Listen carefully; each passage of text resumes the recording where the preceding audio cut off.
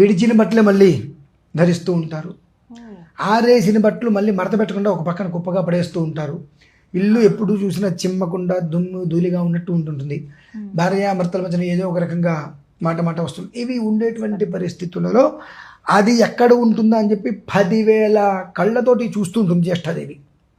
10,000 నేత్రాలు, రక్త నేత్రాలు వేసుకొని అన్ని చూస్తుంటుంది. ఎక్కడెక్కడ ఇది జరిగింది ఆవిడ వచ్చేస్తుంది. ఆవిడ వచ్చిందంటే ఇక లక్ష్మీ అమ్మవారి అక్కడ నుంచి మనకు ఉండదు. తాళంతో పాటు తాళం చెవి కూడా మనకి ఎప్పుడు ఉంటుందమ్మా. అలానే భూమి మీద ఎంతమంది ఉన్నా డబ్బు అనేటువంటి దానికి మళ్ళీ వాళ్ళు ఆలోచించకుండా పుష్కలంగా మనకు ఉండాలి అని అంటే భగవంతుడు కూడా దానికి కొన్ని విధానాల్లో కొన్ని రోజులు ఇస్తాడు. విడిచిన బట్టలే మళ్ళీ ధరిస్తూ ఉంటారు. ఆరేసిన బట్టలు మళ్ళీ మడత పెట్టకుండా ఒక పక్కన కుప్పగా పడేస్తూ ఉంటారు.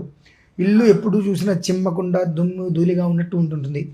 భార్యాభర్తల మధ్యన ఏదో ఒక రకంగా మాట వస్తుంది. ఇవి ఉండేటువంటి పరిస్థితులలో అది ఎక్కడ ఉంటుందా అని చెప్పి 10,000 కళ్ళతోటి చూస్తూ ఉంటుంది జ్యేష్ఠాదేవి. 10,000 నేత్రాలు, రక్త నేత్రాలు వేసుకొని అన్ని చూస్తుంటుంది. ఎక్కడెక్కడ ఇది జరిగింది ఆవిడ వచ్చేస్తుంది. ఆవిడ వచ్చిందంటే ఇక లక్ష్మీ అమ్మవారి అక్కడ నుంచి మనకు ఉండదు.